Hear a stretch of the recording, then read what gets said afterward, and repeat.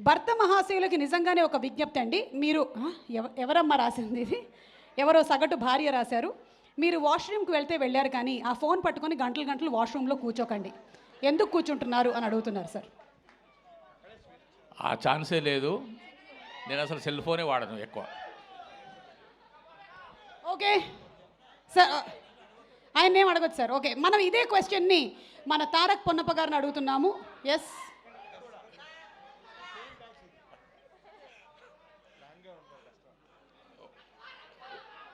వాష్రూమ్లో కొంచెం టైము హాయిగా అక్కడ స్పెండ్ చేయొచ్చు, ఏ ప్రాబ్లం ఉండదు, మళ్ళీ ఇష్యూస్ ఏం చెప్పరు అని అక్కడ కూర్చొని మొబైల్ పెట్టుకొని కూర్చుంటాం మనం. మీకు పెళ్ళయిందని నేను ఆశిస్తున్నాను. మీ ఆవిడ ఈ ప్రోగ్రామ్ చూస్తున్నారు అంటే బాత్రూంలో హాయిగా ఉంటుందంటే బయట బాగుండదనే కదా. ఓకే, ఈ క్వశ్చన్ మనము రవితేజ గారిని అడుగుదామని అనుకుంటున్నాము. సార్ ఇది పట్టుకోండి సార్, మళ్ళీ అడిగిన దాన్ని కొడతారేమో, అది గ్లాస్ది పగిలిపోతుంది అందుకని. సార్ నేనే పికప్ చేసేసాను, నేనే అడుగుతాను sir. Sir, fan speed, remote control, ఇంటి ఖర్చులు ఎవరి కంట్రోల్లో ఉంటే బెస్ట్?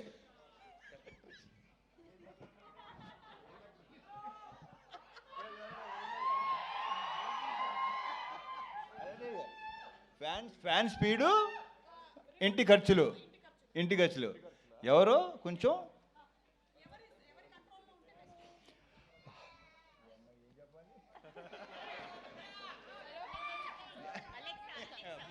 సార్ ఏదో ఒకటి ఆలోచించుకొని చెప్పండి, ఎందుకంటే దీని తర్వాత మీరు కూడా ఇంటికి వెళ్ళాలి.